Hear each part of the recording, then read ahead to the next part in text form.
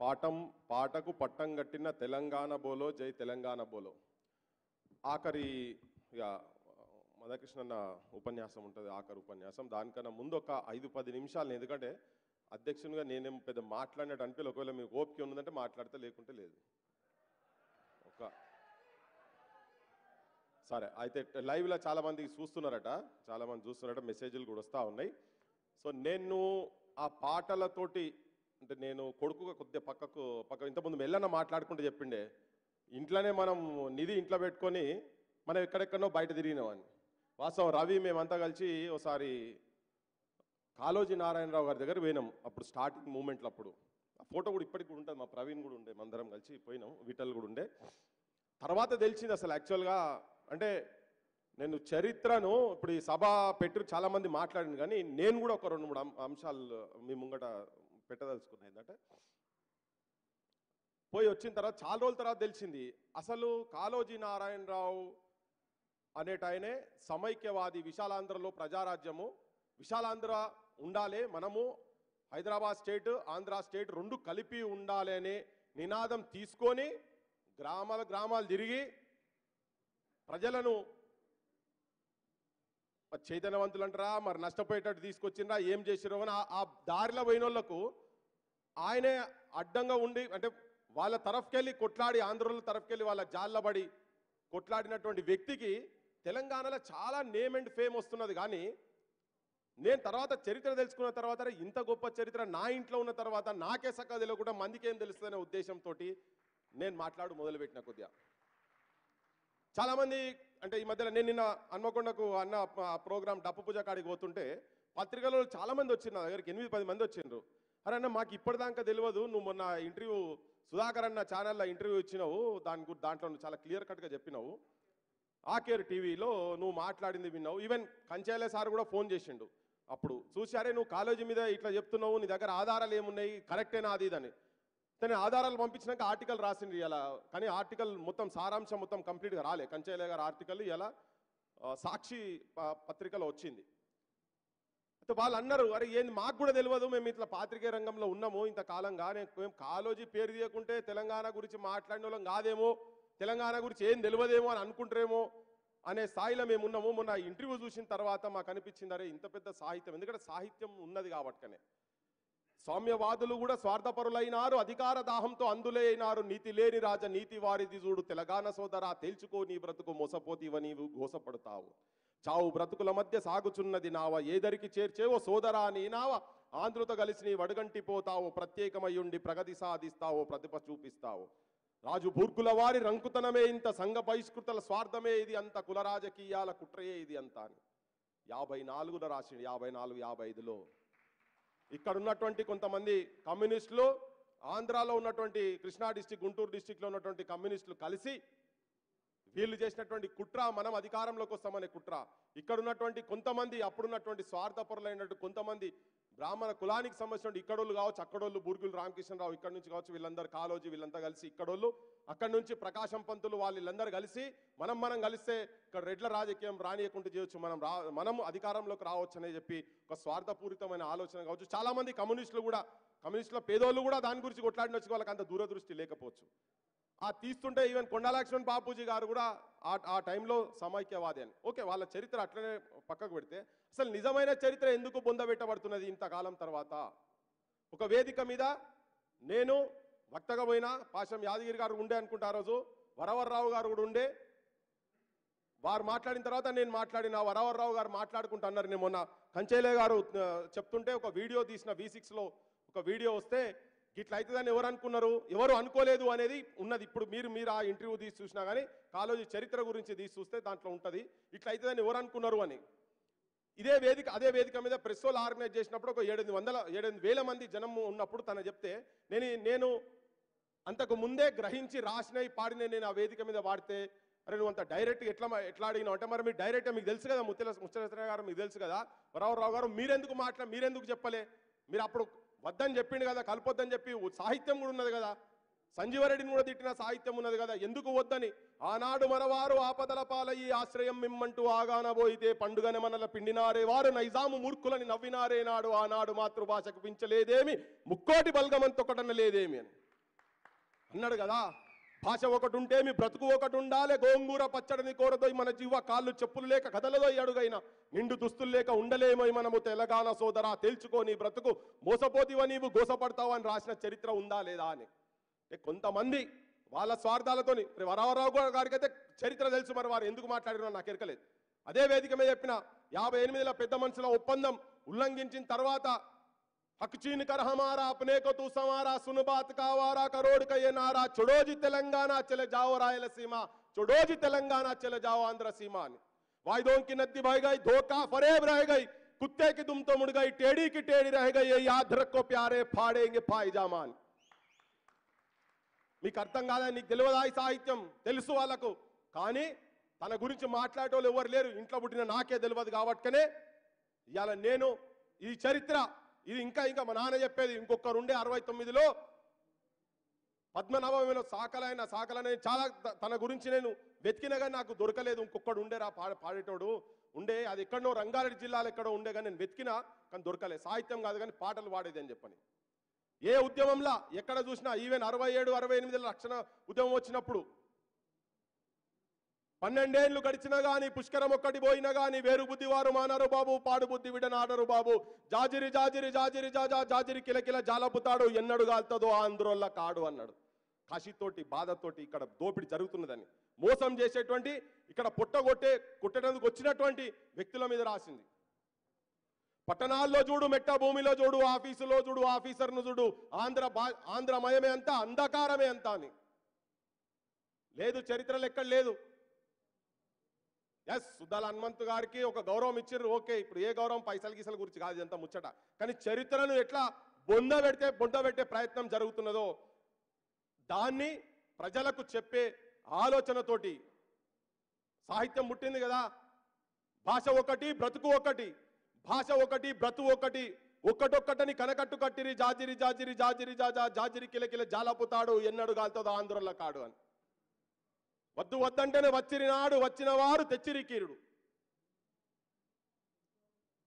ముక్కోటి బల్గమని మోసగిస్తారు, మాతృభాష ఒకటంటూ మాయ చేస్తారు, స్వార్థానికి ఎంతైనా సంతోష పెడతారు, నక్క జిత్తుల నమ్మి చిక్కకోయి వలలోన అన్నాడు. చిక్కినము, నష్టపోయినము, ఇప్పటిదాకా నష్టపోతూనే ఉన్నాం. ఇంకా అదొకటి. ఆ చరిత్రను బొందబెట్టినటువంటి చరిత్రను హీరోలు జీరోలు అవుతున్నారు, జీరోలు హీరోలు అవుతున్నారని చెప్పిండు మా చందన్న మాట్లాడుకుంటా. Yes, unsung hero. ఇట్లా అన్సంగ్ హీరోస్ ఎవరున్నారో తొవ్వి తీయాల్సిన అవసరం ఉన్నది. ఆ కాలంలో లేవు. జననాట్య మండలిని ఇంకా అప్పటికి పుట్టలే. దొరలకు భూస్వాములకు వ్యతిరేకంగా అది కాదు, జీవితంలో ఏ కోణంలో చూసినా కానీ ఒకటి తెలంగాణ కదా, ఎక్కడ చూసినా కానీ కవిత్వంతో రెయిన్ ఇస్ ఫాలింగ్ జమ్మాజం లెగ్ పిసల్ కే గిర్ గయే హమ్ ఇస్లియే with be could not come one day రుక్స చాతే హమ్ అని బడిలా వర్షం పడ్డప్పుడు దోస్తులు కూర్చున్నప్పుడు అందరు కూర్చున్నప్పుడు, అరే మనకు సత్యనారాయణ హాలిడే కావాలి, ఏం చేస్తావు అంటే కవిత రాసిండట. అది ఫార్సీ ఇవన్నీ కలిపి, ఇంగ్లీషు అన్ని కలిపి ఉన్నది. వర్షం పడుతున్నది, కాలు జారి కింద పడ్డము, బురద బట్టలు అయిపోయినాయి, మాకు ఒక రోజు హాలిడే ఇవ్వాలంటే పిలిచి ప్రిన్సిపాల్ హాలిడే ఇచ్చిండట. వర్షం మీద ఏ దిక్కునున్నావో వానదేముడా, నువ్వు మా దిక్కు రావయ్యా వానదేముడా, ఉత్తరాన ఉర్రుర్రు దక్షిణాన జల్లు జల్లు, ఏ దిక్కునున్నావో వానదేముడా, నువ్వు మా దిక్కు రావయ్యా వానదేముడా అని వాన పాటలు కావచ్చు, కప్పతల్ల పాటలు కావచ్చు. ఇంతకుముందు మాడబు శ్రీధర్ గారు మాట్లాడుకుంటే కృష్ణుడు అంటే మాకు తెలిసిన కృష్ణుడు ఒకడు, జెండాపై కవిరాజు అని దీర్ఘం తీస్తే మా ఊరు మొత్తం మేల్కొనేది. మా వాడకట్టు ఏ వాడకట్టులు ఉంటే పద్యాలు కూడా అట్లనే పాడుతున్నా, రాసేది పాడేది. చరిత్రలో ఎక్కడ లేదే, ఎక్కడ చూపిస్తలేరు.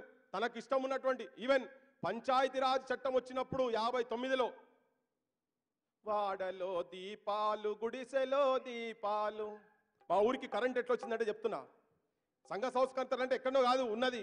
పూలేలు జీవితాలు, సావిత్రిబాయి పూలే జీవితాలు చాలా కాలం తర్వాత వచ్చినాయి. దొడ్డి కొమరేలు, కుమరం భీములు, సాకలైలమ్మలు మాకు తెలియదు.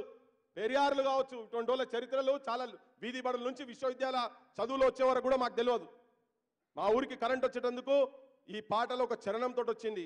చీఫ్ ఇంజనీరు మా దగ్గర పక్కకు ఊర్లో ఒక దగ్గర అనంత సాగర్ అనే ఊర్లో కరెంట్ ఇనాగ్రేషన్కి వస్తే చీఫ్ ఇంజనీర్ ముంగట ఈ పాట పాడితే, వాడలో దీపాలు గుడిసెలో దీపాలు, వాడలో దీపాలు గుడిసెలో దీపాలు, గాలివానొచ్చి వచ్చిన మలుగవా దీపాలు పొంగ భయమే ఉండదోయ్ పల్లోడ దోపిడీలిక ఉండవోయ్ పంచాయతొచ్చిందిరా పల్లోడ పల్లెకే విలువొచ్చెరా పల్లోడ పల్లెకే విలువొచ్చెరా నీ ఊరి బాగోగు నీవే చూడాలిరా నీ ఊరి మంచి చెడు నీ జిమ్మెదారిరా బాధ్యతే నీకొచ్చెరా పల్లోడ భారీ హక్కే వచ్చెరా సహకార సంఘాలు అప్పిచ్చు సంఘాలు అభివృద్ధి సంఘాల అండ నీకుండురా పెచ్చుపై పెచ్చుండదోయ్ పల్లోడ మచ్చుకే వడ్డుండునోయ్ పంచాయతొచ్చిందిరా పల్లోడ పల్లెకే విలువొచ్చెరా ఇరుకు సందులు ముందు ఎడతెరము కావాలి జమిలిగా నీ పండ్లు తిరిగి ఉరకాలేరా ఇరుకు ఇన్లే ఉండవోయ్ పల్లోడ ఉరికి ఇన్లే ఉండవోయ్ ఏ మారలే చాలా పెద్ద ఉంటుంది ఒక్కొక్కటి 12-15 చరణాలు ఇంత పెద్ద సాహిత్యం గ్రామాల మీద గ్రామ పంచాయతీల మీద తన సమితి ప్రెసిడెంట్ ఉండి నాటకాలేసి జోలెలు బట్టి సమితిలో తర్వాత చంద్రబాబు ఏదో స్కీమ్ పెట్టిండు జన్మభూమి స్కీమ్ పెట్టి 25% పబ్లిక్ కాంట్రిబ్యూషన్ ఉంటే 10% 15% గానే అక్కడనే సమితి ప్రెసిడెంట్ గా నాటకాలు వేసి జోలెలు పట్టుకొని కృష్ణుని పాత్ర వేసి జోలెలు పట్టుకొని వేసి ఆ ఊర్లు డెవలప్మెంట్ చేసేది దాంట్లో ఒక పక్షపాతం ఏంటంటే మొట్టమొదలు ఆయన కట్టించిన ఇండ్లు దళితుల ఇండ్లు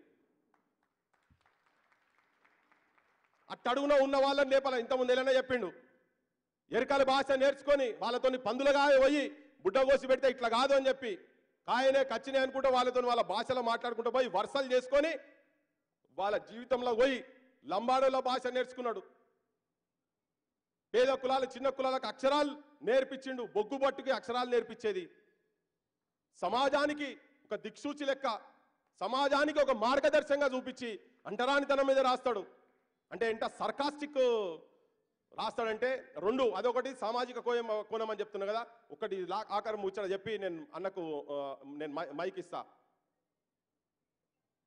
అరే అన్టచబిలిటీ మీద అస్పృశ్యత గురించి నన్ను ముట్టుకోవు కదా ముట్టుకుంటే చాలా పెద్ద ఉంటుంది బాయిలు తవ్వుతారు మీరు బాయిల బండలు మోసేది మేము బండలు కొట్టేది మేము ఆఖరికి ఆ పూటిక గీటికి అంతా మొత్తం తీసినాక నీళ్లు పడే కాడికి వచ్చే వరకు వాడింత మంత్రం చదివి సుట్టంతా తిరిగి ఆ బాయిల నీళ్లు కూడా తాగనియలేని స్థితిలో గుడిలో శిల్పాలు చెప్తారు మళ్ళీ మేము మమ్మల్ని ఆ గుడిలకు రానియము అట్లా అని చెప్పుకుంటా జాషువా చెప్తాడు తడవైనన్ గుడి గోపురంబులు సందర్శించి చుంబమ్ము నీ కడవులు కొండను నటు సేయవు గదమ్మా వ్యోమయానంబున సుడిగాలి సడరేగిన నిలవచ్చును ధర్మసత్రాలలో పిడుగులు పడ్డ ప్రవేశ యోగ్యత పాపిన్ నాకు లేదచ్చట అంటాడు నేను ఒక పాపాత్ముని అని నా కవితా వధూటి వదంబు నెగాదిగా చూసి కమనీయ రూపురేకారవన్యములుగాంచి బలి అన్నవారే నీ దేకులమన్న ప్రశ్న వెలయించి చివానులు లేచిపోనుచో బ్రాకుల కుమ్మినట్టగున్ ప్రాతివ చందా వచింప సిగ్గగున్నంటాడు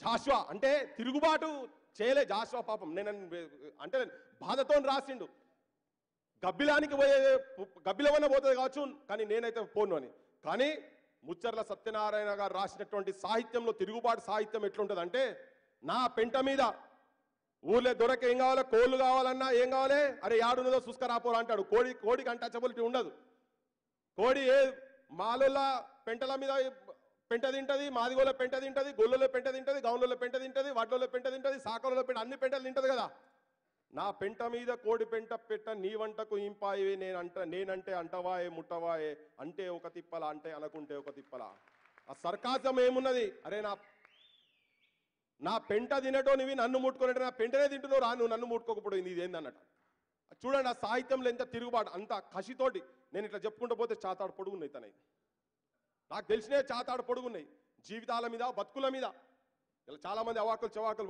మాట్లాడుతున్నారు కదా బయట అందుకే ఆ నేపథ్యం కూడా చెప్పడానికి చెప్తున్నా ఆయన పెట్ సబ్జెక్ట్స్ రెండు తెలంగాణ అది సామాజిక తెలంగాణ అందరికీ సమాన భాగంగా ఉన్నటువంటి తెలంగాణ గురించి ఆయన మాట్లాడిండు నూనె చేయి అందిస్తేవి నమ్మి పడితే జారి పడితే అంటే ఒక తిప్పలు అనకుంటే ఒక తిప్పలు అంటేనేమో కంట్లో పడతా అనుకుంటే ఎట్లా పడతా అని మరి ఇంత పెద్ద సాహిత్యము ఇదంతా ఉండి ఒక సాహిత్యం ఒకటే కాదు పత్రిక నడిపిండు కష్టాలలో పత్రిక నడిపిండు ఆఫీసుల మీద దాడులు చేస్తే నడిపిండు పేపర్లు అంటు పెడితే నడిపిండు సైకిల్ మీద తిరుక్కుంటూ పోయిండు చిన్న ల్యాంబ్రెటా బండి తీసుకొని మొత్తం తెలంగాణ అంతా తీసుకుపోయి 74 వరకు మా ఇస్మాయిల్ భాయ్ ఉంటాడో మాట్లాడతారు అనుకున్నా 74 వరకు ఉద్యమం మొత్తం పోయిన తర్వాత అందరూ చీత్కరించుతున్న టైంలో కూడా లేదు లేదు తెలంగాణ రావాలని చెప్పి మొత్తం తిరిగినోని చరిత్ర ఉండాలా లేదా? ఉండాలా లేదా? మొట్టమొదలు ఎవ్వరనక ముందు చెప్పిండు కదా, ఒక చిన్న ఇన్సిడెంట్ తోటి, వెంకటరెడ్డి గారిది చిన్న ఇన్సిడెంట్ తోటి నల్లకాడ ఆఫీసు టైం అవుతుందని చెప్పి ఆడ బిందె మొదలు పెడితే మీ ఆంధ్రులకు తెలివి లేదు, మీకు సంస్కారం లేదు, అది ఇదని చెప్పి దూషణలు మాట్లాడుతుంటే అదేందా మాకు అట్లా మాట్లాడుతున్నావు పోయి మొగని చెప్తే ఆయన సస్పెండ్ చేయించిండ్రు. అక్కడికి వెళ్ళి మొదలైంది సంఘర్షణ.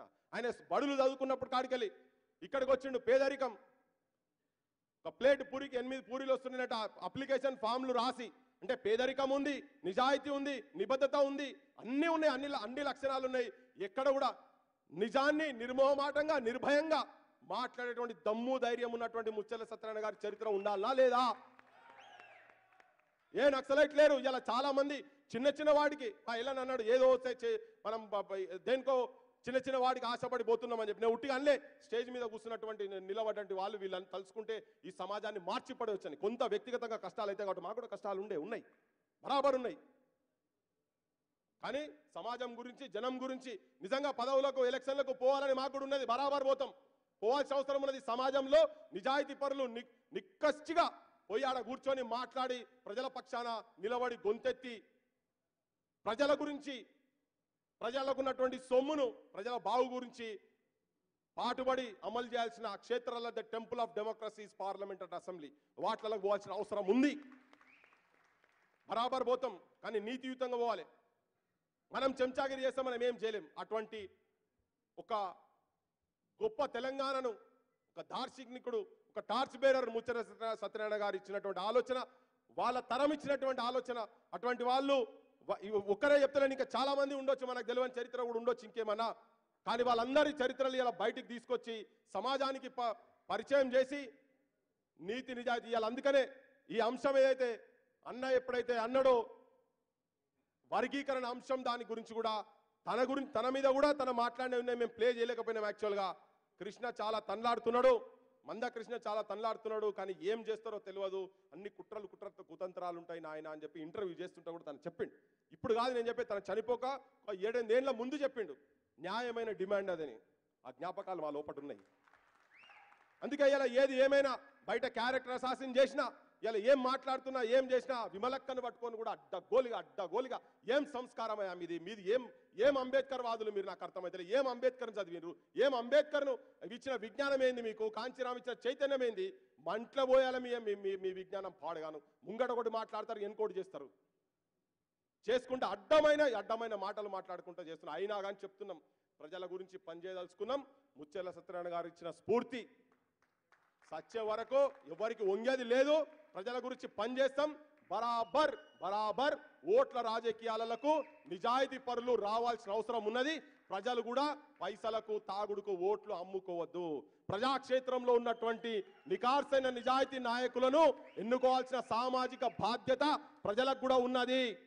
ఇలా అందుకనే ఒక వ్యక్తిని నేను ఈ వేదిక మీద నుంచి నేను ఎందుకు చెప్తున్నా అంటే, ఈ మందకృష్ణను పట్టుకొని నిన్న కూడా ఒక పెద్ద మనిషి ఇంటర్వ్యూలో మాట్లాడిండట.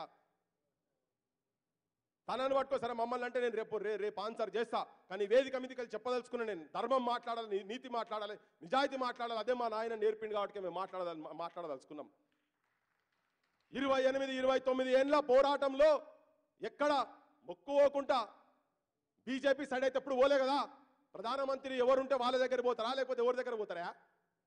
ఇప్పటికంటే అమ్ముడు పోయిన అరే అమ్ముడు పోయేటోడు నిన్న వేదిక మీద చెప్పినా, మళ్ళా ఇప్పుడు చెప్తున్నా, ఆయన అనుకుంటే ఏదంట పదవి ఇలా కాళ్ళ కాడికి వచ్చి కూర్చుంటది. మందకృష్ణ కాళ్ళ కాడికి వచ్చుకుంటే నేను ముఖస్థుతిగా చెప్తలేను. నిన్న ఒక మాజీ ఉప ముఖ్యమంత్రి చెప్పిండు, నా మూలాలు ఎంఆర్పిఎస్, ఇది లేకుండా మందకృష్ణ లేకుండా ఇది దాకా రాలేదని. 30 సంవత్సరాల నుంచి గదే జరుగుతుంది. ఒక్క మనిషి కావాలనుకుంటే కాలేడా?